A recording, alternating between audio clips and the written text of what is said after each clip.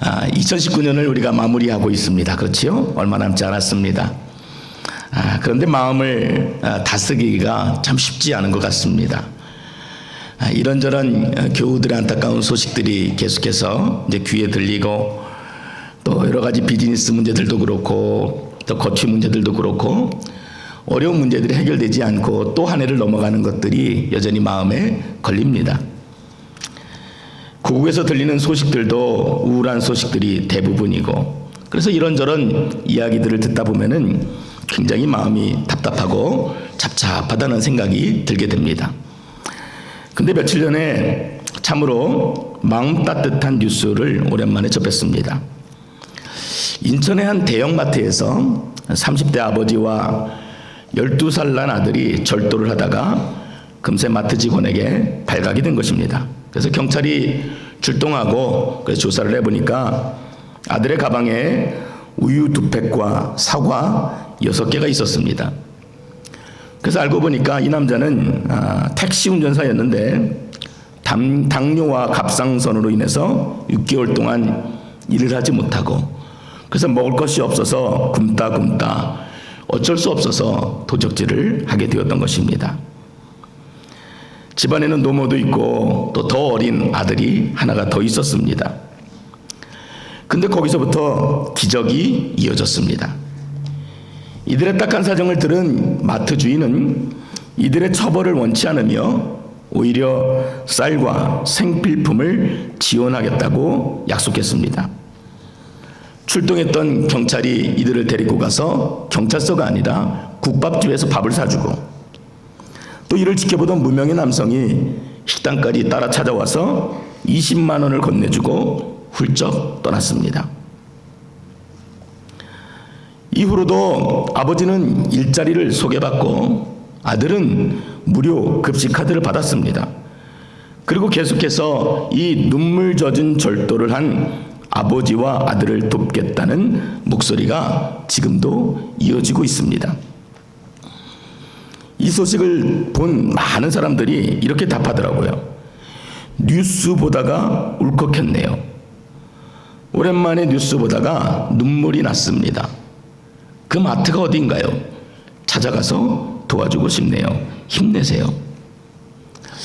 참 연말을 보내면서 마음 참 따뜻해지는 좋은 소식이 아닌가.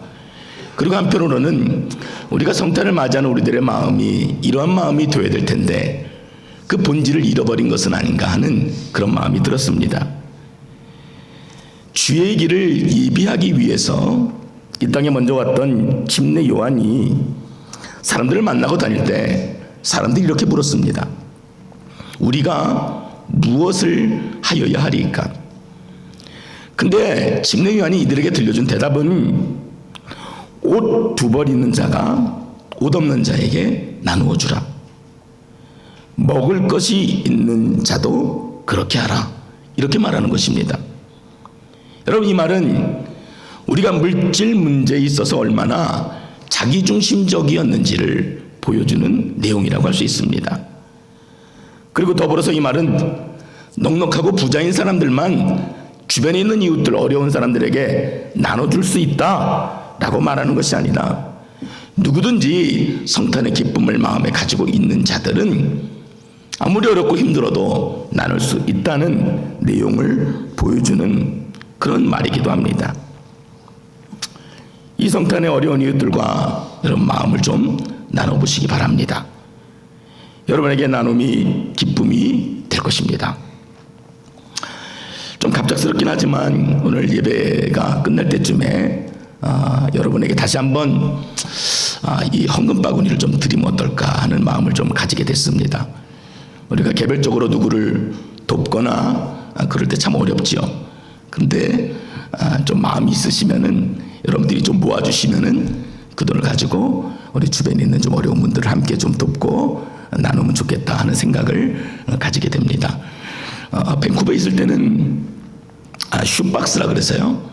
근데 크리스마스가 되면은 제3세계 어려운 나라들에 있는 아이들에게 선물을 사서 이제 전달해주는 이제 그런 일이 있습니다. 그래서 이제 빈 박스를 나눠드리면은 이제 빈 박스를 가져가서 정성스럽게 채워오는 거예요. 그래서 아이들한테 필요한 것들, 그리고 그 위에다가는 연령대 그리고 성별을 적어서 그리고 이제 발송하는 단체에 보냅니다. 그럼 그 단체에서 그 박스들을 모아서 제3세계의 성탄의 소식을 모르는 자들에게 전해주는 그 따뜻한 일들이 있었습니다. 그래서 우리가 매년 성탄절을 보내면서 우리끼리는 참 즐거운데, 그렇죠?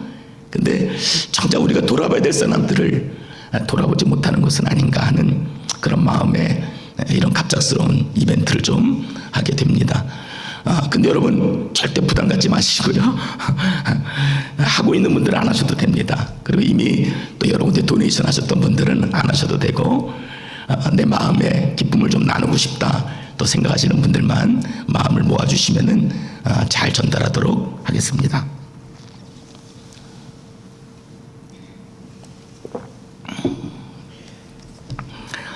여러분 안에 정말 기쁨이 있으십니까? 기쁘세요?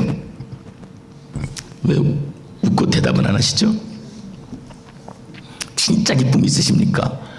이렇게 물어보면은 기쁜 것 같은데 진짜라 그러니까 잘 모르겠네요, 이럴 것 같아요. 근데 어떤 분들은 또 이렇게 어려운 때에 무슨 기쁨입니까? 울지 않으면 다행이지요, 이렇게 말하는 분도 계실 것입니다. 근데 오늘 본문은 우리가 어떻게 기뻐해야 되는지, 그리고 어떤 일로 기뻐해야 되는지를 말해주는 참 좋은 본문입니다. 그 C.S. 루이스라고 하는 작가가 천국과 지옥의 이론이란 책을 지었는데, 거기에서 천국문에 서 있는 문지기를 소개하는데 이렇게 소개합니다. 이 문지기가 그 수많은 사람들이 자신이 앞으로 오게 되는데, 그 문지기는 그 오는 사람들한테 딱 한 가지 질문만 한다는 것입니다. 당신은 예수를 알게 됨으로써 참을 수 없는 기쁨을 가지고 있습니까? 이렇게 묻는데요. 물론 작가의 말이고 또 이 말을 듣는 순간 진짜 무시무시해지는 거예요. 마치 참을 수 없는 기쁨이 내 안에 없으면은 지옥에 갈 것처럼 그렇게 느껴지기 때문입니다. 그러나 이 안에는 아주 깊은 의미가 담겨져 있습니다. 오늘 우리가 함께 보는 이 빌립보서는 에베소서 또 빌레몬서, 골로새서와 함께 옥중서신 중에 하나입니다. 빌립보서는 감옥에 갇힌 바울이 감옥 밖에 있는 빌립보 형제들에게 전하는 서신서입니다. 메신저입니다. 그런데도 빌립보서에는 어떤 단어가 많이 등장하냐면요, 기쁨, 감사, 이런 단어들이 다른 서신서들보다도 많이 나타납니다. 여러분 생각해 보세요. 복음을 전하다가 감옥에 갇힌 바울이 무엇이 기뻐할 일이 있겠어요? 무엇이 마음에 감사와 행복이 있겠습니까? 그런데도 오히려 감옥 밖에 있는 자유로운 빌립보 성도들을 향해서 기뻐하십시오, 항상 기뻐하십시오, 범사에 감사하십시오, 낙심하지 마십시오, 이런 말로 권면하고 있는 굉장히 특별한 서신서입니다. 이런 바울의 고백을 들으면은 기쁨은 자신이 처한 환경에서 나오는 게 아닌 것 같습니다. 바울은 비록 감옥에 있지만 그 영은 늘 자유했습니다. 이 땅에 살지만 이 땅의 영향을 받지 않고 항상 하늘의 기쁨을 유지했던 사람입니다. 바로 그런 기쁨으로 살았던 바울의 고백이 오늘 빌립보서입니다. 그런 의미에서 오늘 본문 4절을 보면은 굉장히 흥미롭습니다. 주 안에서 항상 기뻐하라. 내가 다시 말하노니 기뻐하라.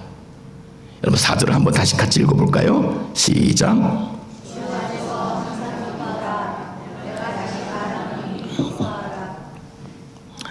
이처럼 항상 기뻐한다는 것은 굳이 성도가 아니더라도 누구나 원하고 바라는 것일 것입니다.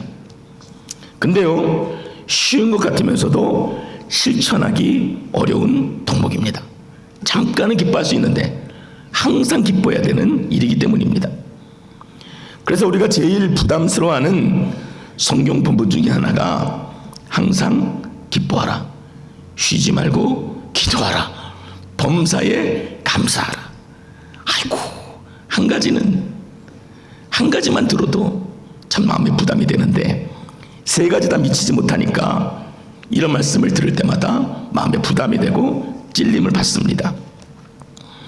그러나 한편 우리가 이 말씀을 들을 때, 야, 진짜 우리가 항상 기뻐할 수 있다면 얼마나 좋을까, 이런 기대를 가지게 됩니다. 그래서 우리가 다시 한번 이 말씀을 볼 때 마음에 가책이 있지요. 그러나 더불어서 내가 이 말씀대로 내 안에 기쁨이 항상 있으면 좋겠다 하는 기대를 가질 수 있기를 바랍니다. 여러분, 그 기대를 가지면은요, 성령께서 그 기대에 부응하는 은혜를 우리들의 마음 가운데 부어주시기 때문입니다. 오늘 본문에서 말하는 기뻐하라는 의무적인 행위 명령이 아닙니다. 무조건 기뻐해라. 야, 뭐 슬퍼할 겨를이 있냐? 기뻐해야지. 고통스러워도 기뻐하라. 이렇게 말하는 것이 아니라는 겁니다. 이 단어 앞에는요, 아주 중요한 단어가 함께 붙어 있습니다. 여러분 보세요. 뭐가 붙어 있죠? 주 안에서. 이 단어를 주목해야 됩니다. 그러니까 주 안에서 항상 기뻐하라. 이 말을 좀 풀어본다면은 주 안에 있을 때 그 기쁨이 찾아온다는 말입니다. 그러면 이제 바울의 마음이 조금 이해가 되어집니다. 야, 이 사람이 이상한 게 아니구나. 이 사람이 주 안에 있었구나. 그래서 그 환경 가운데 굴복하고 하지 않고 기쁨을 노래하고 있구나. 그렇게 마음이 이해가 되어지는 겁니다. 현대사회는 순수한 기쁨을 잃어버렸습니다. 그리고 그 자리에는 날이 갈수록 가식적이고 인조적인 즐거움이 가득합니다. 세상 사람들은 끝도 없이 말초적이고 감각적인 유의가 진정한 기쁨인 것처럼 착각하고 살아갑니다. 그러나 오늘 본문에 나오는 이 주 안에서의 기쁨은 그런 종류의 일시적인 쾌락이 결코 아닙니다. 그리스도를 만난 사람에게는 반드시 세상이 줄 수 없는 기쁨, 세상이 알 수도 없는 기쁨을 알게 되고 경험하게 된다는 그런 말씀입니다. 바울이 기뻐할 수 있었던 이유들을 우리가 조금 더 찾아보면은 분명하게 이해할 수가 있습니다. 먼저 바울이 고난 중에도 기뻐할 수 있었던 첫 번째 이유는 예수 그리스도, 그분 자체가 바울에게 기쁨이 되었기 때문입니다. 바울이 경험한 예수님은 십자가에서 인간의 모든 죄와 연약함을 다 감당하셨습니다. 우리의 고통, 눈물, 한숨, 공포, 염려, 수치, 그 모든 아픔들을 다 하시는 주님께서 그 무거운 짐들을 모두 다 짊어지시고 죽으시고 뿐만 아니라 영광스러운 하늘 생명으로 부활하셨습니다.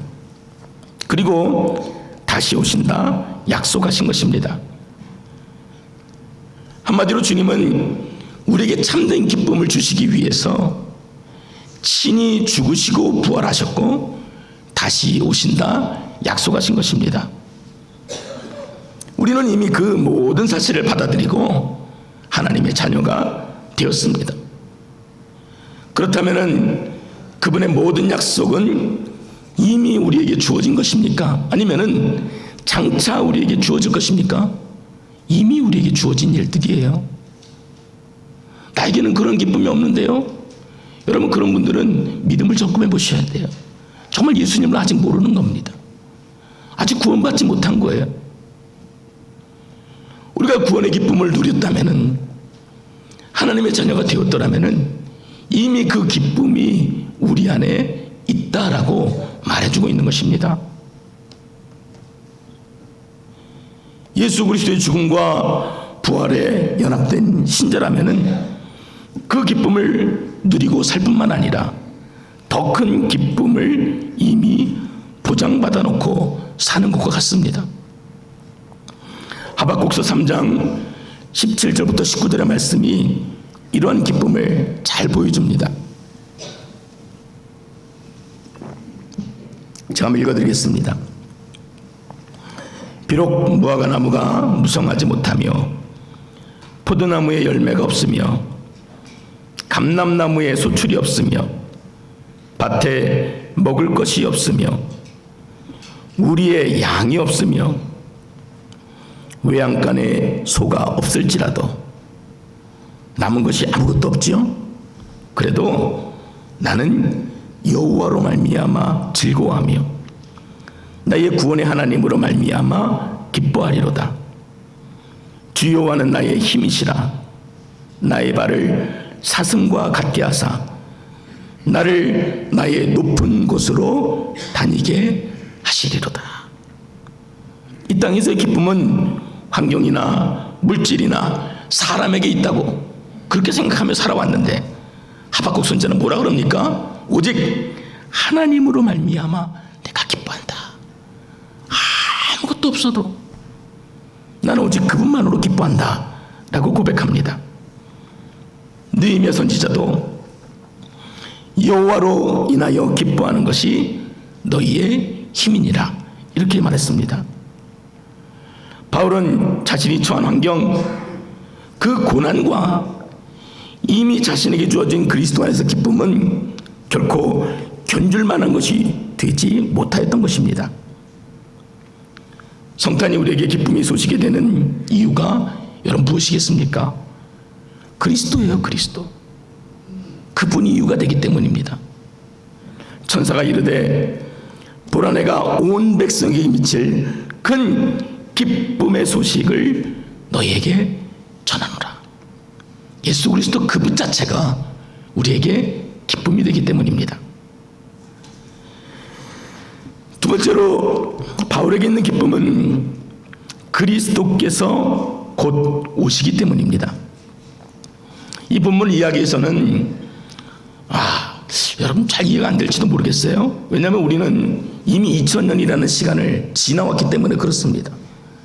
주님이 곧 오신다 그러셨는데 2000년이 지나도록 아직도 안 오셨거든요. 근데 초대교회 성도들은 급박한 재림 신앙을 가지고 있었습니다. 그래서 주님이 부활하시고 이 말씀을 하셨잖아요. 마음에 어떤 생각을 가지고 있냐면은 내 생명이 다하기 전에 주님이 곧 재림하실 것이라는 그런 임박한 종말론을 가지고 있었습니다. 근데 바울에게서는 그것이 참 기쁨이 되었어요. 그러면서 이렇게 말합니다. 5절 말씀에 너희 관용을 모든 사람에게 알게 하라. 주께서 가까우시리라. 바울이 빌립보 교회에게 너희 관용을 넉넉하게 베풀라고 권면하는 것입니다. 바울이 말하고 있는 관용은 자신의 생각과 또 자신의 판단에 대한 절제를 의미합니다. 마음의 생각과 행동을 다스리는 겁니다. 또한 관용은 자기의 권리를 최대 한도까지 주장하지 않는 것을 의미합니다. 근데 목적이 중요해요. 교회를 위해서, 이웃을 위해서, 하나님 나라와 그 영광을 위해서 자신의 유익을 끝까지 추구하지 않는 것입니다. 그리하여 여러분의 관대함을 모든 사람으로 알도록 하라. 이렇게 권면하고 있는 것입니다. 여러분의 생각에는 주 안에서 항상 기뻐하는 것과 모든 사람에게 관용을 나타내는 것, 어느 쪽이 더 어려운 것 같습니까? 저는 관용이 더 어려운 것 같습니다. 항상 기뻐하는 것은 내가 스스로 마음만 먹으면 가능할 것 같은데, 모든 사람에게 관용을 나타내는 것은 추가적인 결단과 액션이 포함되기 때문입니다.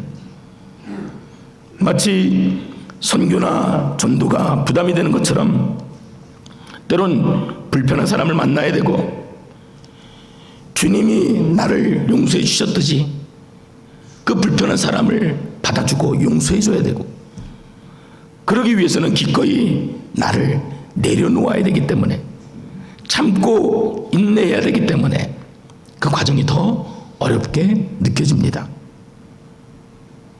그러나 바울은 이 무거운 권면만 하는 것이 아니라 우리가 기꺼이 순종할 이유를 함께 그 뒤에 붙여놓았습니다. 모든 사람에게 관용하라. 그리고 뭐라 합니까? 주께서 가까우시니라. 인간은 죽음을 앞두고 더 사랑하지 못한다, 더 용서하지 못한 것을 후회한다고 말씀드렸습니다. 그 후회하지 못하도록 임박한 재림의 경고를 함께 붙여놓았습니다. 주님의 재림이 가까이 이르렀다는 사실을 알게 되면은 관용을 베풀지 못할 까닭이 없습니다. 만약 우리가 내일 죽는다는 사실을 알게 되면 용서하지 못할 일은 없을 것입니다. 죽음 앞에 모든 것들이 얼마나 부질없는지를 깨닫기 때문입니다. 초기 교회 공동체는요, 말이 교회지 이런저런 젖먹이 같은 자들이 가득했습니다. 교회에서 예배를 드리는데 너무나 다른 사람들이, 그리고 여러 계층의 사람들이 함께 예배를 드리다 보니까 크고 작은 문제들이 끊임없이 일어났습니다. 그래서 바울은 초대교회에 가졌던 가장 심각한 문제, 사람과 사람의 관계 문제, 그리고 서로 다른 것에 대한 문제, 그런 문제들로 성도들이 주님이 주신 기쁨을 잃어버리는 것을 이 관용이라는 단어로 권면하고 있는 것입니다. 임박한 주님의 재림 앞에서는 서로의 차이나 다름은 전혀 문제가 될 수 없는 것입니다. 그리고 주님이 재림하시면 이제까지 포기하지 못했던, 그리고 지금까지도 내가 포기하지 못하는 그 옹색하고 편협하고 불편한 마음들이 완전히 사라지는 참된 기쁨을 누리게 되기 때문입니다. 마지막으로 바울이 기뻐할 수 있었던 세 번째 이유는 바울의 마음과 생각을 지키시는 분이 그리스도이시기 때문입니다. 7절에 보면은 모든 지각에 뛰어난 하나님의 평강이 그리스도 예수 안에서 너희 마음과 생각을 지키시리라. 바울이 편지를 쓰고 있는 빌립보 교회들도 우리와 비슷한 삶의 문제를 가지고 있었습니다. 그들도 여전히 먹고 살아야 하고 자식 키워야 하고 또 사람들과 부대끼면서 어울려 살아야 했습니다. 그러다 보니까 지금 우리 말로 하면은 늘 스트레스를 가지고 살 수밖에 없었어요. 마음이 복잡했습니다. 뿐만 아니라 작은 나라였던 유대와 이스라엘은 주변의 강력한 제국들에 끊임없이 시달려왔습니다. 한시도 마음 편하게 산 적이 없을 정도입니다. 지금의 우리들도 마찬가지지요. 무역전쟁으로 치고받는 강대국들 사이에서 대한민국은 늘 불안에 떨면서 정세를 지켜봅니다. 트럼프와 김정은이 만나고 금세 뭔가 이루어질 것처럼 그렇게 생각이 들다가도 지금은 급박한 긴장감으로 서로를 겨누고 있습니다. 이처럼 크고 작은 삶의 문제들은 우리를 평강 가운데 거하게 하는 것이 아니라 불안하고 초조하고 걱정과 근심 가운데 살게 만드는 것입니다. 여러분, 이럴 때 우리 마음이 무엇을 갈망합니까? 평강을 갈망합니다. 바울의 권면을 들어서 모든 지각에 뛰어난 하나님의 평강이 그리스도 예수 안에서 우리의 마음과 생각을 지키시기를 주 이름으로 축원드립니다. 먼저 하나님의 평강은 설명하기가 좀 어렵습니다. 마치 천국의 기쁨을 인간의 언어로 다 표현하지 못하는 것처럼 하나님의 평강도 설명에 한계가 있는 것입니다. 그래서 때로는 장황한 설명보다는 좀 체험을 해보십시오. 경험해 보세요. 주님을 만나 누리는 그 평강을 좀 느껴보셔야지만 그 평강이 얼마나 좋은 건지를 알 수 있습니다 라고 말해주게 됩니다. 어느 선교사님이 선교지에서 어린아이 하나에게 설탕 한 조각을 주었습니다. 이 아이는 이 설탕이 처음 보는 물건인 거예요. 그래서 먹어보니까 너무 달고 맛있어요. 집에 가가지고 가족들에게 자랑을 합니다. 아빠, 오늘 내가 나갔는데 어떤 이상하게 생긴 사람이 나에게 설탕을 줬는데 이 설탕이 참 희한한 맛이 나대. 그래? 어떤 맛인데? 과일 맛이니? 아니야, 그런 거랑 좀 달라. 이렇게 저렇게 물어보지만 결국은 그 설탕의 맛을 경험해보지 않았기 때문에 설명할 수가 없는 것입니다. 결국 이 아는 다시 선교사님께 왔어요. 그리고 선교사님한테 설탕을 하나 더 얻어서 집으로 왔습니다. 아빠, 이것 좀 보세요. 그리고 이거 맛 좀 보세요. 그러면 그것이 어떤 맛인지 알 수 있을 겁니다. 하나님께서 주시는 평강은 경험을 해본 사람만 알 수가 있습니다. 제한된 언어로 설명될 수 없을 만큼 좋은 것이기도 합니다. 때로는 우리 마음이 굉장히 불안하기도 하죠. 걱정과 근심이 있어서 정말 죽을 것 같은 고통을 느낄 때가 있습니다. 근데 어느 날 들려오는 그 찬양 소리에, 그리고 말씀을 읽을 때 그 말씀이 주는 그 위로에 내 마음이 잔잔한 호수처럼 평강을 경험할 때가 있습니다. 가끔 있는 게 아니라 자주 그런 일들을 경험하게 되죠. 마치 주변은 시끄러운 전쟁터 같은데 내 삶의 주변에 있는 모든 일들은 회오리 바람처럼 몰아치는데 내 마음은 평온한 것입니다. 그리고 또 하나의 의미는 이 하나님의 평강은 바로 하나님과의 평강을 의미합니다.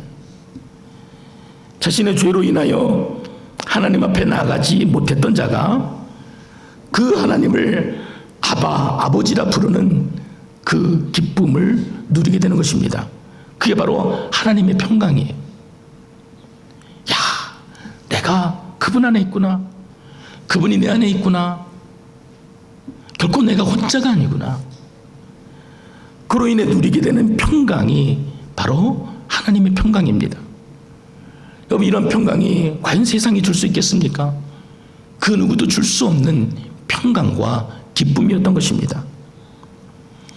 요한복음 13장에는 예수님께서 제자들과 가졌던 마지막 만찬의 내용이 담겨져 있습니다. 근데 넘어서 14장에 보면은 예수님께서 제자들을 권면하는 말씀 중에 이 평강에 대한 말씀이 있습니다.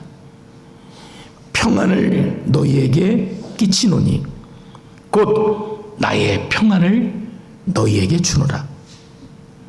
내가 너희에게 주는 것은 세상이 주는 것 같지 아니하리니 너희는 마음에 근심하지도 말고 두려워하지도 말라. 여러분, 주님이 오늘 우리에게도 내가 너희에게 평안을 끼치노니 곧 나의 평안을 너희에게 주노라, 이렇게 말씀하십니다. 그 평안을 마음에 담으시기를 바랍니다. 그 기쁨을 마음에 담으시길 바라요. 여기서 나오는 이 평안이라는 말과 평강은요, 같은 말입니다. 영어로도 같은 말이고 원어로 보아도 같은 단어를 사용했습니다. 예수님께서는 세상이 줄 수 없는 하늘로부터 오는 평안, 하나님의 평강을 제자들에게 축복하여 말씀해 주신 것입니다.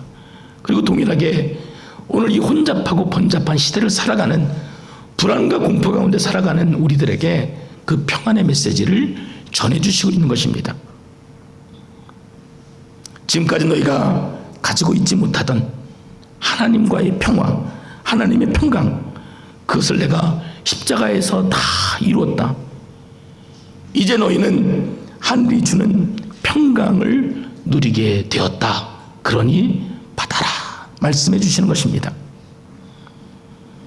바울이 지금 그 평강을 누리고 있습니다. 어디에서요? 감옥에서요. 바울이 기쁨을 이기지 못하고 있습니다. 어디에서요? 감옥에서요. 바울은 자신이 비록 감옥에 있었지만 자신의 마음과 생각을 지키시는 분이 그리스도이시기 때문에 그 척박한 환경 속에서도 하나님의 평강을 누리며 기뻐할 수가 있었던 것입니다. 환경과 조건이 아니란 말입니다. 그렇게 보면은 앞절인 6절의 말씀이 저절로 이해가 되어집니다. 나의 마음과 생각을 지키시는 분이 그리스도이기 때문에 우리는 아무것도 염려하지 않을 수가 있습니다. 아멘. 아멘.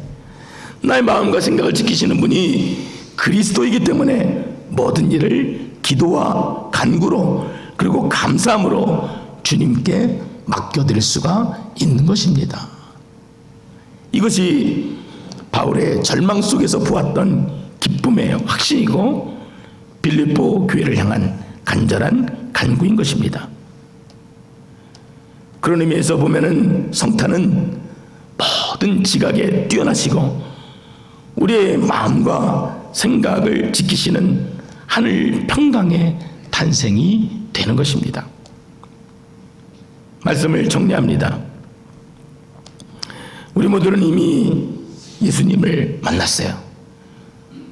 이미 그 기쁨을 알고 그 기쁨을 소유하고 사는 사람들입니다. 하나님의 은혜가 아니고는 살아갈 수가 없는 사람입니다. 나를 구원한 그 십자가의 은혜가 아니고서는 도저히 하루를 숨쉬지 않고 살아갈 수가 없어요. 나의 모든 죄가 용서함을 받았고 하나님의 자녀가 되었고 거룩하신 하나님의 손을 잡고 이 험한 세상을 걸어가고 있는 것입니다. 이 모든 것들이 예수님을 만나게 되면서 덩달아 얻게 된 은혜와 기쁨들인 것입니다. 그래서 바울은 항상 기뻐할 수가 있었습니다. 바울의 형편을 조금 더 살펴보면은 기뻐할 만한 이유들을 도무지 찾을 수가 없습니다. 바울에겐 처자도 혈육 한 점도 없습니다. 사람이 늙어가면서 점점 누구를 의지하게 되는데 바울은 마음이 답답하고 슬플 때, 고통스러울 때 의지할 수 있는 사람이 그 주변에 아무도 없었습니다. 건강은 어떻습니까? 그는 자기만이 아는 혹독한 육체의 고통을 가지고 평생을 살았습니다.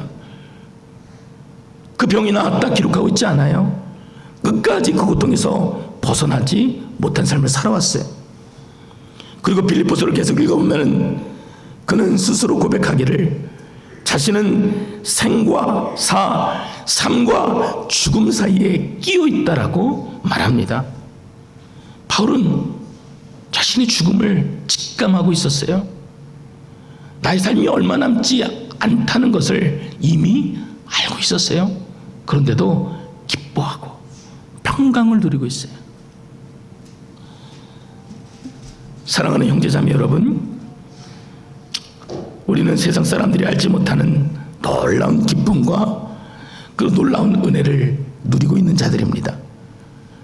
설령 이 세상이 다 무너져 없어진다 할지라도, 내가 소중하게 여겼던 모든 것을 다 빼앗긴다 할지라도 우리는 아무도 빼앗을 수 없는 기쁨을 이미 소유한 줄 믿으시기 바랍니다. 바울은 그리스도가 그 기쁨의 원인이라 그렇게 말하고 있는 것입니다. 서두에 말씀드렸던 천국 문 앞에 있던 문지기가 이제는 여러분께 질문합니다.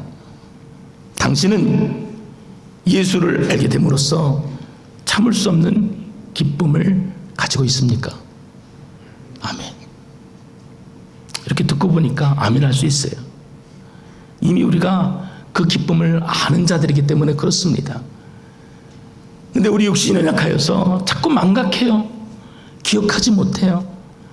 그 자꾸 되뇌이고 그래서 항상 기뻐할 수 있는 삶의 훈련들이 우리 안에 필요한 것입니다.